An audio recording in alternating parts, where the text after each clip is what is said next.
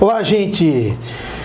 Muito boa tarde a todos. Mais uma tarde de entrevistas com um dos candidatos ao governo do estado de Santa Catarina. Nosso quarto entrevistado, nossa quarta sabatina, sendo que nós convidamos todos para estar aqui sentado nessa mesma cadeira aqui no estúdio do Mesorregional, inclusive Ralph Zimmer, Odair Tramontim e também o Jorge Boeira esteve aqui. Agora eu dou boas-vindas ao candidato Jean Loureiro, né? E ao dar boas-vindas eu aproveito para fazer o meu agradecimento por ter aceito, diferente de outros candidatos que ainda não aceitaram, mas o senhor aceitou estar aqui conversando com o leitor Mesorregional, dando a sua voz, a sua palavra para o Vale do Itajaí. Seja bem-vindo. Eu que agradeço, chefinho, a oportunidade de estar aqui conversando com vocês. Eu acho que todo canal de comunicação com o eleitor, ele tem que ser aproveitado pelo candidato.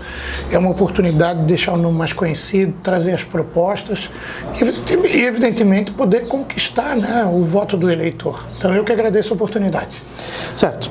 Vamos começar já que talvez é um ponto bastante importante para essa campanha, quando a gente toca no nome de Jean Loureiro. Nós estávamos conversando poucos minutos aqui e o senhor explicou que é a primeira vez o senhor disputa de verdade, talvez seja o único candidato a disputar, né, desses que estão liderando as pesquisas, a eleição ao governo do estado. E talvez é uma dificuldade para Jean Loureiro, diferente de outros nomes, a estadualização da campanha. Como é que o senhor está trabalhando isso? Como é que o senhor vai se mostrar para o interior de Santa Catarina?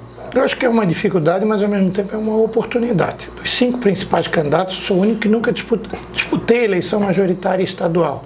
Então é natural o início das pesquisas o meu nome não despontar numa liderança, porque eu sou conhecido mais na região da Grande Florianópolis, onde fui prefeito da cidade por 2 mandatos.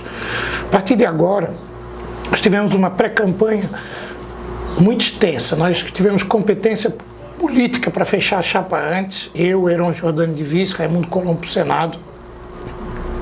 Nós tivemos pelo menos 5 vezes as principais cidades discutindo com as entidades, debatendo os problemas da cidade, discutindo que soluções poderíamos apresentar, e isso garantiu que o meu nome já tivesse conhecido na cidade. Mas o grande alcance vem com um programa gratuito eleitoral de rádio e TV. Agora que passamos 2 semanas e meia, meu nome já está mais conhecido, isso elevou minha condição na pesquisa. As pesquisas internas, o tracking já apontou uma tendência de crescimento, onde eu já disputo as primeiras vagas nas pesquisas, e eu não tenho dúvida que a partir de agora, conhecendo o trabalho que eu fiz, a minha história, nós vamos chegar no segundo turno com muita força. Certo, essa condição, a última pesquisa colocou o senhor na frente, inclusive dos outros candidatos, né, em ascensão, crescendo, mas se a gente levar em consideração as pesquisas de 2018, as pessoas estão desacreditadas. O senhor vai continuar circulando as cidades do interior até o pleito do primeiro turno? E aí, lógico, a gente acredita muito, até pelo número de candidatos que existe, o segundo turno está possível em Santa Catarina, né? Sim, nós temos uma programação muito extensa. Hoje eu estou aqui no Vale do Itajaí, amanhã estarei no Alto Vale, em Rio do Sul. Vamos para o Planalto Norte na quinta-feira, na sexta-feira o extremo oeste catarinense. Volto para a Grande Florianópolis, vou para o sul do estado na semana que vem. Fico 3 dias em Joinville. Vou mais uma vez para um debate na Rádio Supercondá em Chapecó. Na última semana eu concentro minhas atividades nas maiores cidades catarinenses. Tudo uma estratégia. Eu já visitei os 50 maiores municípios de Santa Catarina, já debatemos, discutimos com a sociedade, estive presente. E eu não tenho dúvida que a nossa estratégia ela acaba sendo a mais válida, né? Eu posso ser mais conhecido. Hoje já tenho um feedback do programa de TV, as pessoas já dizem na rua: assisti teu programa, vou votar em ti, quero estar junto contigo. A nossa comunicação tem sido muito eficiente nesse período e a nossa expectativa é que a gente possa manter essa curva de tendência de crescimento. Certo. E, candidato, o programa de TV é isso, é uma coisa bonita, a gente acompanha tudo o tempo todo, mas a gente também sabe que algumas coisas são meramente cinematográficas. Uma das coisas que o senhor fala no programa são as 2.000 obras que o senhor anuncia ter feito na capital. São obras de verdade? Só que essas eu tenho mapeado. Ah, é? Eu tenho uma lista, inclusive, publicada no site, onde aponta as 2.000 obras, uma por uma. Não foi fácil, mas a gente revolucionou Florianópolis. Não é à toa que eu me elegi no primeiro turno com 126 mil votos, mais do que todos os outros candidatos juntos. Eu pergunto, me dá o nome do bairro que eu te dou aí pelo menos umas 100 obras que a gente fez aí. Até fiz um desafio. Eu pavimentei mais de 1.000 ruas. Eu reformei, ampliei, eu construí 123 escolas, 25 centros de saúde, uma unidade de pronto atendimento, quase 12 unidades de assistência social. Reformei, revitalizei 189 praças, construí 30 praças. Por aí tu tira o que foi feito. Cada Todas bairro obras tem prontas, isso. candidato? Diferente do governo do estado, que anuncia muito, que não sai do papel, a minha obra pronta, obra entregue. São 2.000 obras entregues em Florianópolis. Inclusive fiz um desafio no mês de agosto, aqui em Blumenau, desde o dia 10 de agosto ao dia 22 de agosto, para o governador apresentar, ou a equipe do governador apresentar as 19 obras que ele diz estar em andamento aqui na cidade. Eu prometi emagrecer 20 quilos até o final do ano, raspar se meu ele cabelo, se ele me apresentasse, mas acho que tu vai continuar gordinho e cabeludo. Me falaram que era desculpa para eu permanecer assim, mas eu vou tentar um regime igual. E infelizmente a gente... No meu caso lá a população verificou, né, o que foi feito. Eu fui um prefeito perfeito? Não fui. Eu tive problemas também enfrentados. Eu tive lá a Avenida Rendeiro, uma empresa que assumiu muito problema. Antônia do Vieira, uma obra que já veio do governo anterior, que agora está em execução.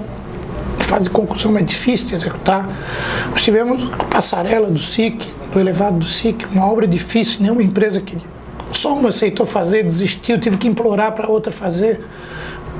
Só que em 2.000 obras tu tem problema em meia dúzia, é um processo normal. Agora nós não ficamos contando obra que nós não realizamos.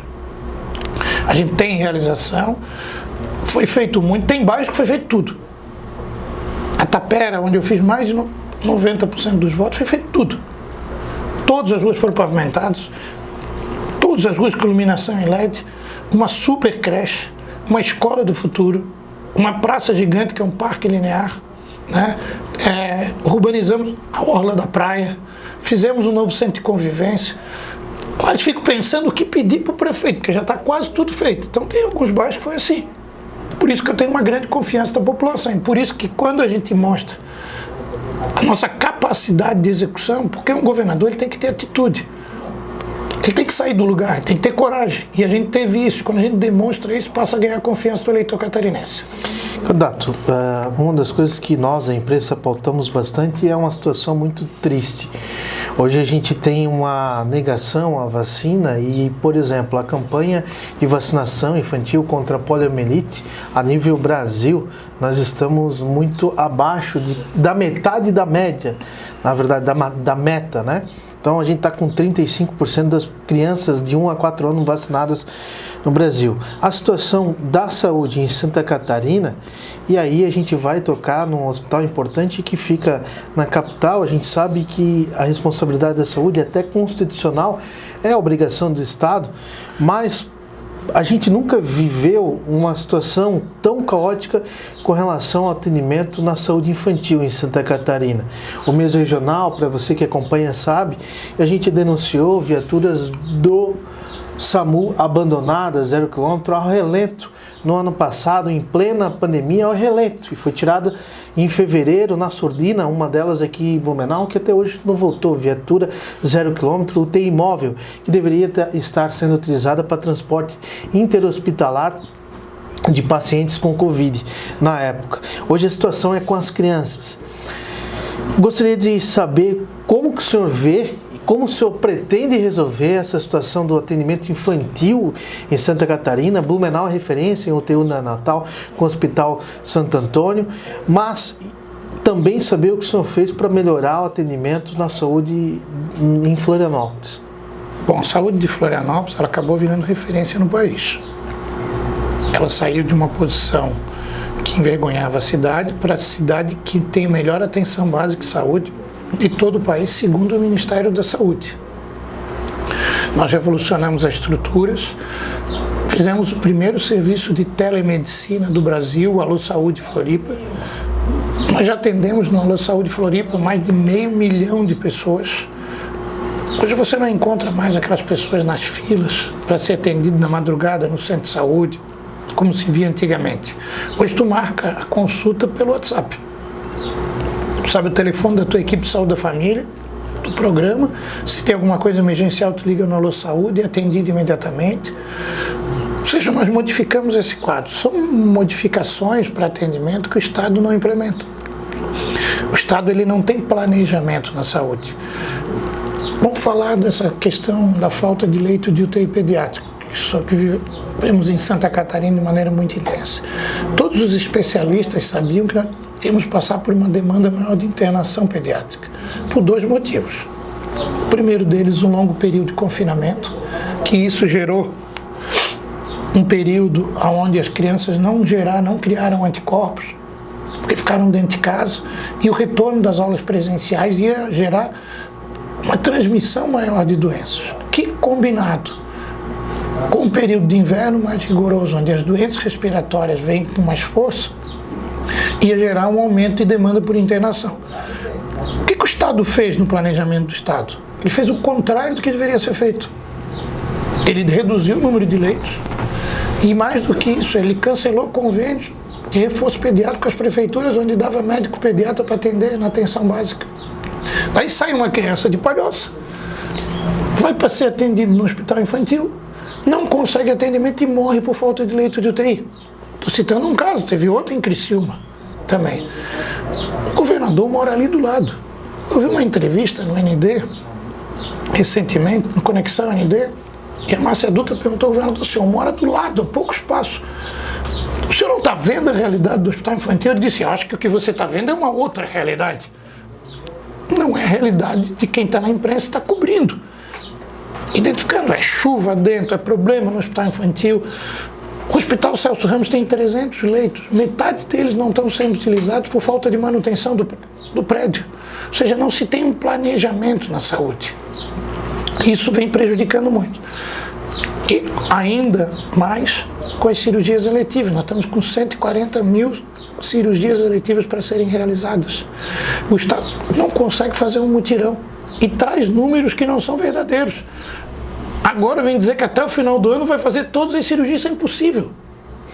Ele não conseguiu até agora, cada dia se acrescenta 450 pessoas na fila. E o Estado não consegue promover um mutirão. Por quê? Porque ele oferta edital com a tabela SUS não é atrativa para os hospitais privados e filantrópicos. Tem que fazer como o Estado de São Paulo, o dobro da tabela SUS e de maneira verticalizada, que é o que a gente quer fazer em Santa Catarina. Você vai contratar a consulta pré-operatória, os exames pré-operatórios, a cirurgia, os exames pós-operatórios e a consulta pós-operatória. Com isso você vai fazer a fila do sistema de regulação do CIRREG andar. Porque você vai ter um atendimento completo que ele vai sair. Hoje eu mando uma pessoa, né, sair e vir até Blumenau para fazer uma consulta, sai lá do município menor, aí ele vem para Joinville fazer os exames, vai para Florianópolis fazer a cirurgia, vai fazer os exames também em outra cidade, e a consulta em outra cidade. Tudo demorando, e às vezes o exame que fez já não vale mais. Então ele tem que contratar tudo de novo para fazer a fila andar e modificar esse quadro. Só que o Estado parece que está dormindo, né? Ele não observa essa situação que se agrava a cada dia e não muda o quadro caótico da saúde de Santa Catarina. A solução é qual, candidato? A primeira delas, né? Primeiro, vocacionar a saúde. Você tem que garantir referências em todas as regiões. Todas as referências em todas as regiões, não é em cada cidade. Tu não consegue botar todas.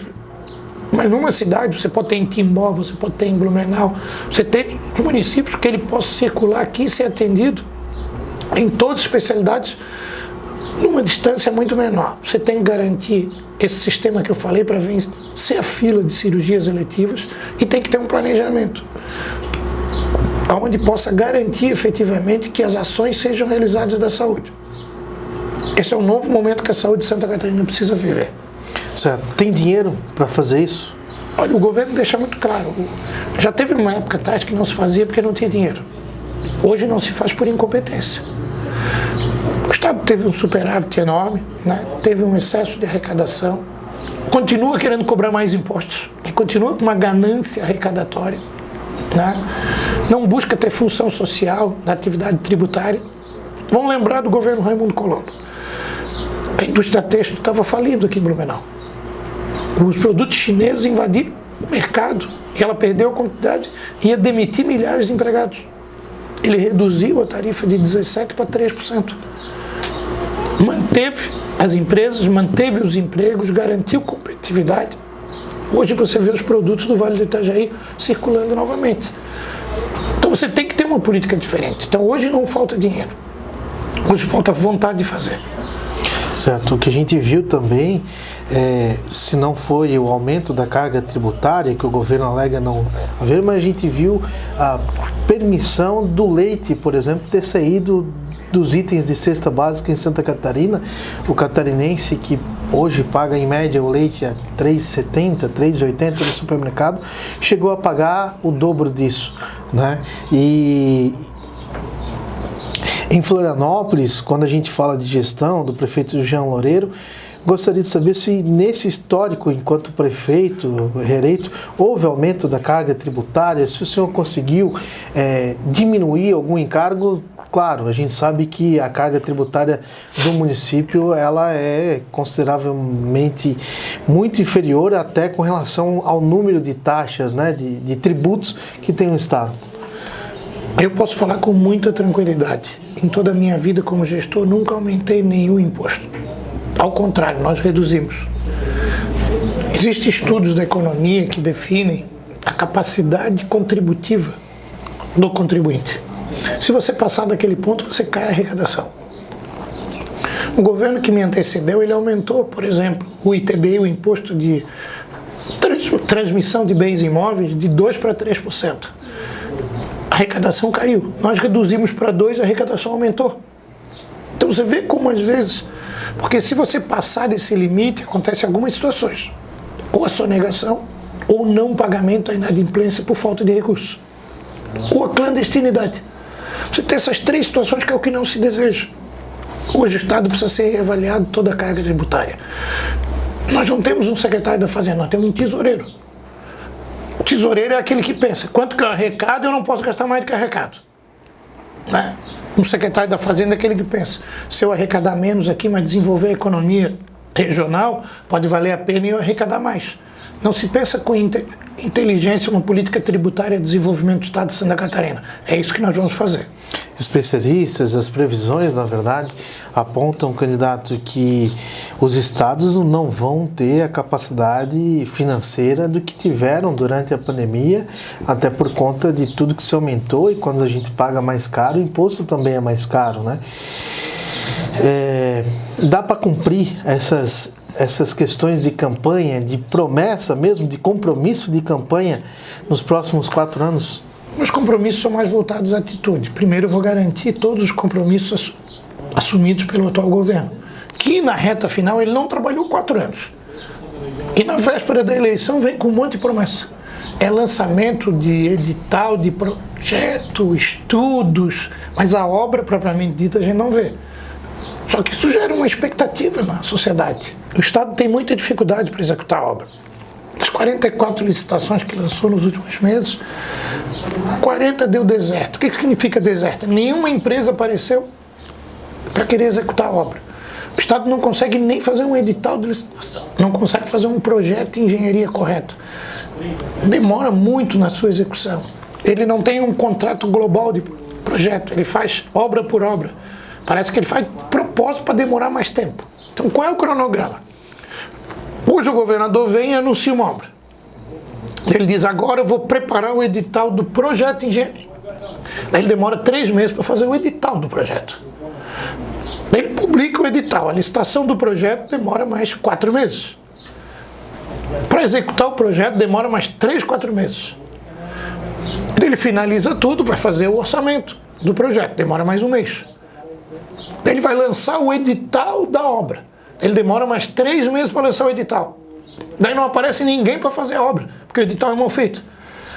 Ele começa tudo de novo e a obra não sai do papel. Então o anúncio, do anúncio até a execução é uma eternidade que não se vislumbra. Acaba se tornando uma utopia. e acaba caindo em descrença a sociedade. Essas 44 obras que não saíram do papel correspondem a 2 bilhões e 600 milhões. Recurso que já poderia ter sido injetado, está sendo executado, mas ele não tem competência para fazer isso corretamente. Eu estou dando um dado real, né, do que vem acontecendo. Como é que eu faço que eu fiz 2.000 obras? Eu tenho um contrato global, eu autorizo imediatamente no modo de serviço, se faz o projeto.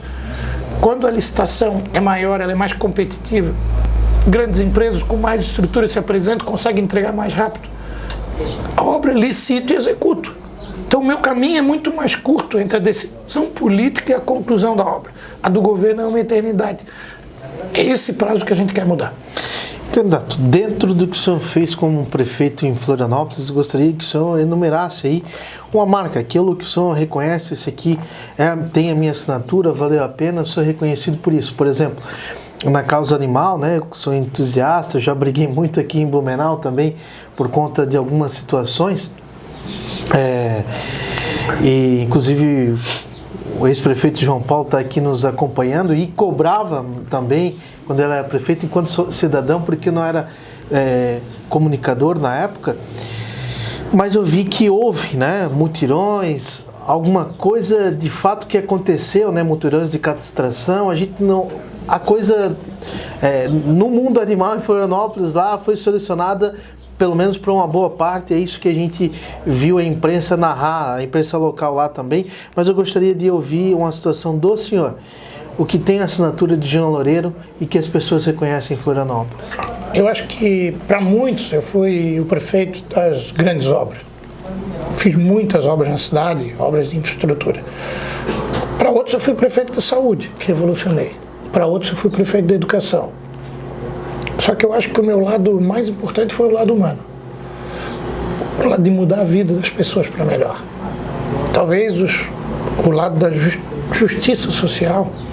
Quando você vê um trabalho voltado às mulheres vítimas de violência, você sabe por que a mulher continua morando na casa do agressor?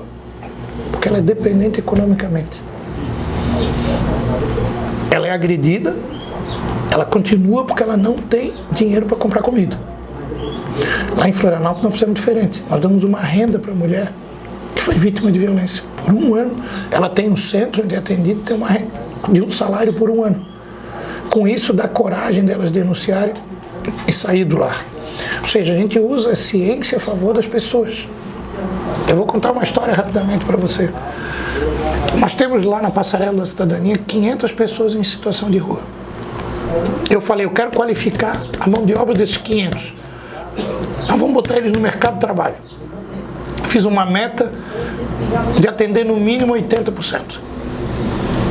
E olha, foi difícil o convencimento. A gente oferecia alimentação, oferecia uma série de coisas. Conseguimos inscrever 400 pessoas num curso de 6 meses de qualificação de mão de obra.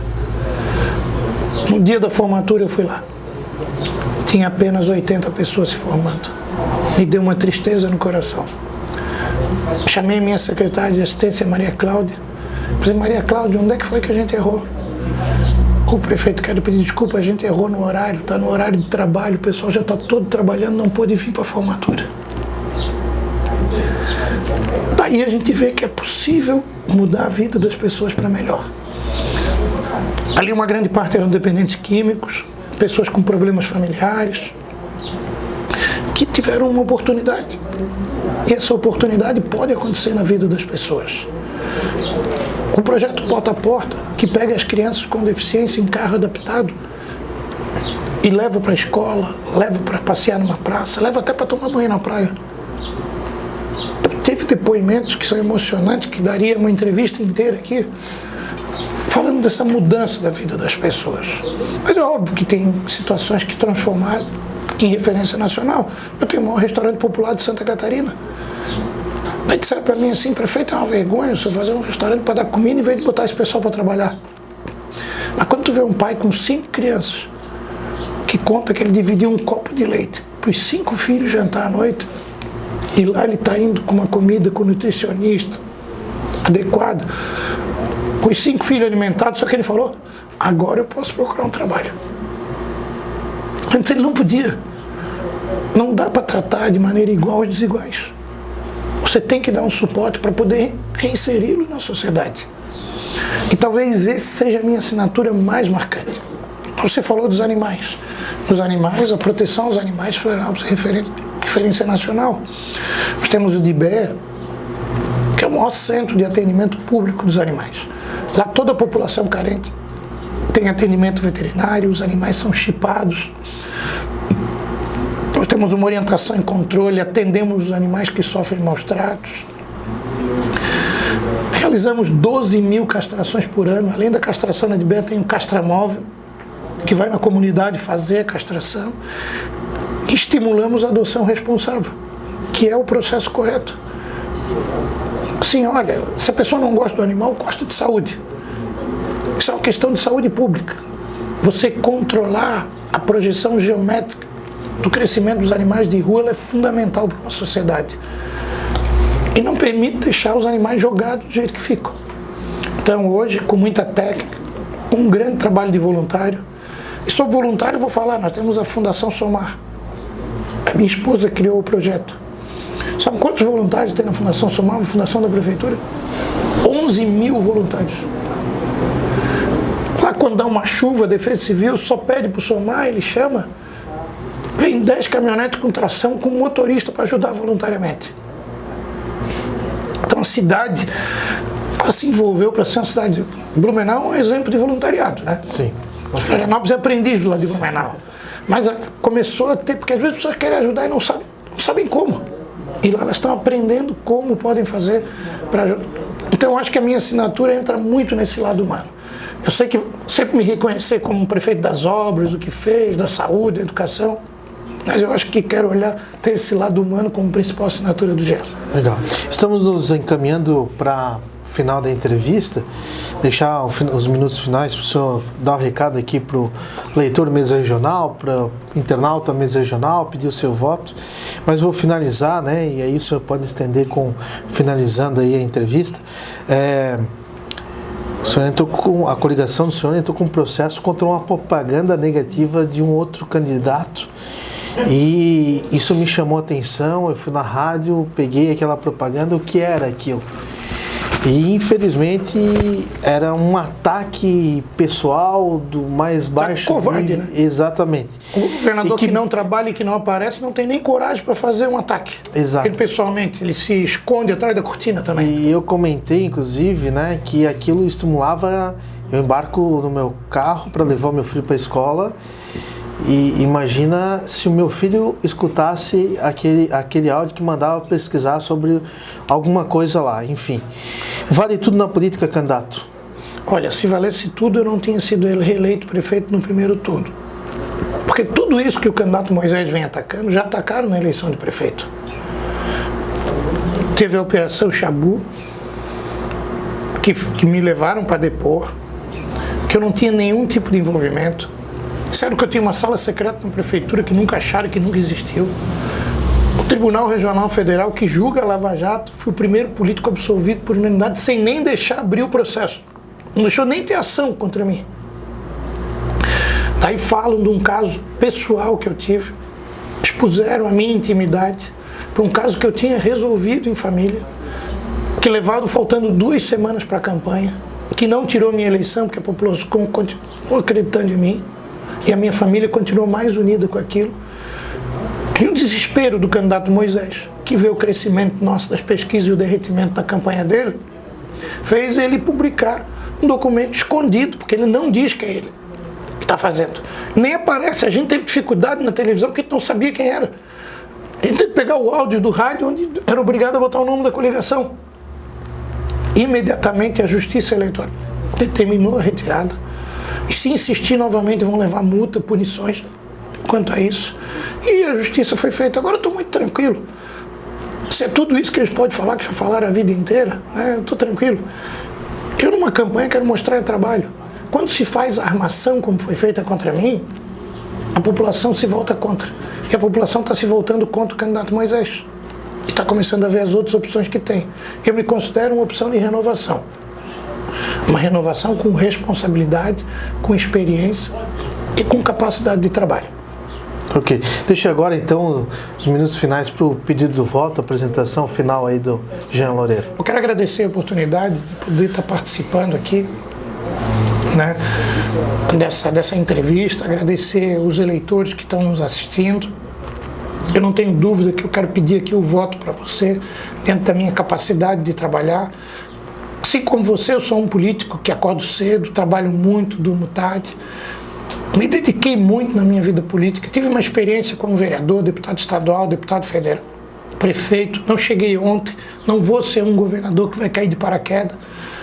Vou vir com experiência para trabalhar. Somos uma candidatura de renovação, mas uma renovação preparada, que vem para fazer trabalho, para mostrar a diferença, com muita experiência. Não uma aventura que você já teve a experiência de fazer isso e se arrependeu.